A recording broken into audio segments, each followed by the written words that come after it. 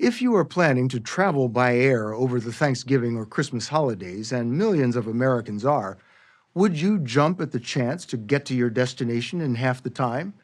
Does New York to Los Angeles in under 3 hours sound appealing?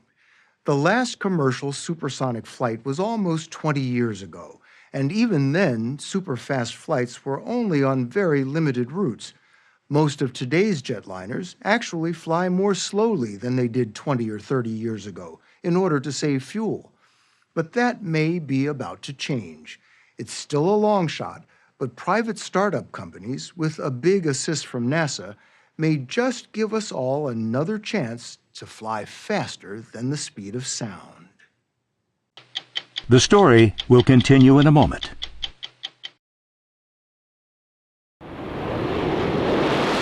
When British Airways Flight 002 roared into the New York sky on October 24, 2003, everyone on board, passengers and pilots, knew that something special was coming to an end. Enjoy the moment, as you are the last people in the world as passengers to cruise at twice the speed of sound. The supersonic Concorde, a joint effort of the British and French governments, was making its last flight after nearly 30 years in the air, grounded by a combination of stratospheric costs and safety concerns after a deadly crash in 2000. Even people watching that last landing in London were emotional. I just love airplanes. And there's not going to be anything like Concorde again, is there? Never. Well, you know that old maxim, never say never. Supersonic's coming back, and it's going to be different this time. It's back to stay. Blake Scholl is the founder and CEO of Boom. His audacious goal is to build a new supersonic airliner from scratch. Has a private company ever built a supersonic aircraft anywhere? No, nowhere. It's been governments and militaries only. Boom is not the only American startup company in the new supersonic sweepstakes. Spike is developing an ultra-fast business jet, and Hermeus aspires to make a hypersonic plane that would fly 5 times the speed of sound. But Boom is the only entrant to actually build an airplane. This is it? That's it. Oh, wow. So far, Blake Scholl and Boom have built this single-seater test plane due to make its first flight next year. The passenger jet meant to follow is called Overture. It only exists in artist renderings, but it's real enough for one of America's largest airlines to climb on board. So is the Overture the plane that United recently ordered? That's right. United just ordered 15 Overture airplanes. So more Overtures than Concordes were ever delivered into service. Is this United deal like a stamp of approval? I think it's incredibly validating. When you are United, you take these things really seriously. Seriously enough to produce a slick promotional video that's already playing on many United flights. The ad may say supersonic is here, but it's not yet. Blake Scholl is a software engineer who started his career at Amazon, not in aerospace, but he insists he's going to make it happen. When I look several decades out, what I want is to be able to be anywhere in the world in 4 hours for $100. Now that's not where we start, but that's the end goal. The Concorde charged thousands of dollars for a one-way flight from New York to London. How is it going to be possible for you to have a similar flight experience for $100? You keep iterating. And so the same way, for example, electric cars, when they first came out, they were pretty expensive. But we kept working on them, and the price came down. They got better and better. And so we're going to do the same thing with supersonic jets. We're going to keep working on them. We're going to keep innovating. This industry needs people dreaming big. That is essential. This industry was built on that. John Ostrower is editor-in-chief of The Air Current, a publication that tracks every development in commercial aviation, including Boom and Blake Scholl. He admits that it's something like he is proposing has never been done by a private company before. But yet he's convinced that he can do it. Do you think he can? I think you cannot ignore the obstacles that will be on the path to getting there. And I think the amount of money that is required to make this happen makes this a very long shot. How much money will it take? Probably in the neighborhood of at least 15 or 20 billion. Ostrower says that's about what it cost Boeing to develop and build and certify a new subsonic airliner. And they already have huge manufacturing facilities. Boom doesn't. Blake Scholl told us he can get Overture built for $7 to $8 billion. But that's a lot more than the $300 million he's raised so far. And money's not the only hurdle. Boom and United have promised their new plane will operate on 100% sustainable aviation fuel. But that doesn't exist yet in anything like the quantities they'll need. Oh, and one other thing. They're going to need an engine to do this. And they don't have the engine yet. They don't have an engine. Blake Scholl says an engine is on the way from the same company that built the supersonic engines for the Concorde.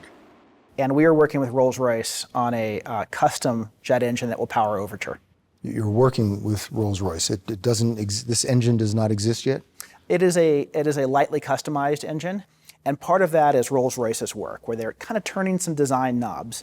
Blake Scholl doesn't dismiss the skeptics, but he points to the example of Elon Musk and says not so long ago, no one thought he could build Teslas and reusable rockets. Where's this passion come from? It's because we stopped making progress on the speed of travel. You know, the airplanes we have today are no faster than the ones we had when my parents were growing up.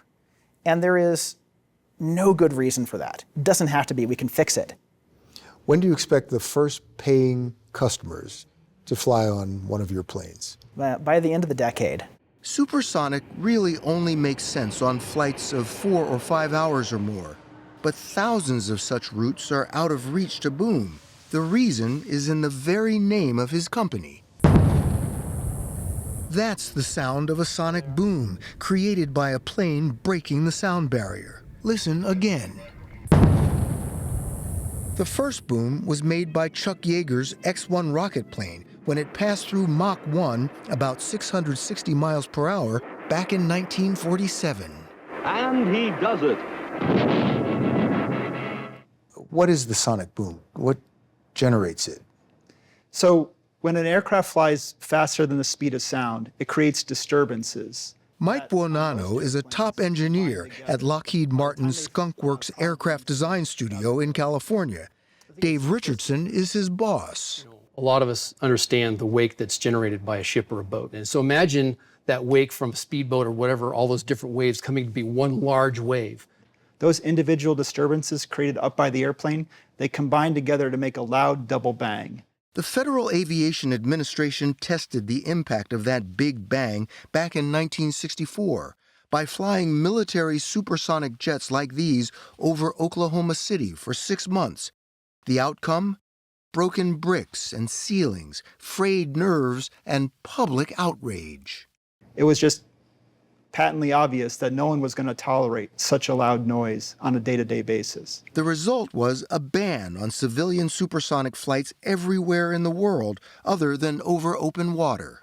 And that basically hit the brakes on the development of commercial air travel in terms of advancing speed. Up until that ban, every decade, air travel had gotten faster and faster.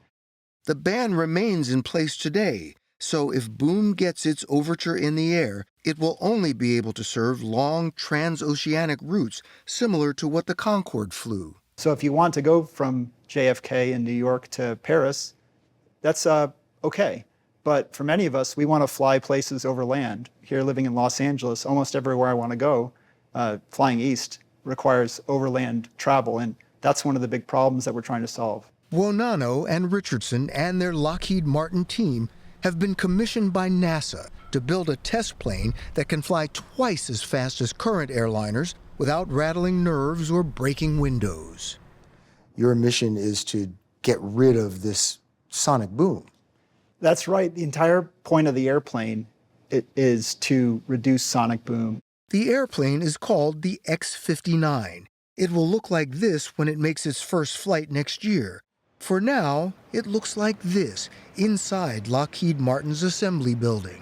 You're looking at the cockpit of the airplane, and there's no forward windscreen. This is it. Every part of the X-59 is streamlined and smooth. to disperse sound waves and transform the loud sonic boom into a much quieter thump. If you look at it, it's pretty slick. I mean, it looks like a dart. Nils Larsen is the NASA test pilot whose job it will be to prove that the X-59 can replace the sonic boom with a simple thump. Starting next year, he'll pilot some of the early test flights and then its first sound tests. That's coming to a town near you. So our researchers are going to work with the public, and we're going to fly over various cities and towns, and they're going to give us the feedback of that thump. Was that thump too loud? You know, did you even hear it at all? So if you are able to fly over populated areas and provide this data, then the FAA will use this data perhaps to lift this ban. Exactly. Are we likely to see planes in the future flying supersonic that look like this one?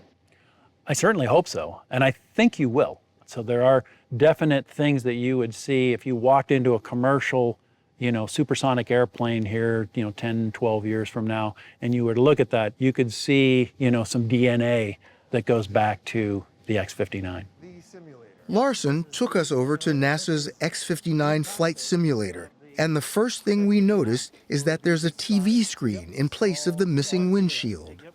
For you, does it work as well as using your own eyes? So far, I think it does. About to go through Mach 1. There's Mach 1. You see it wasn't. So we're now going supersonic. Yep, you're now supersonic.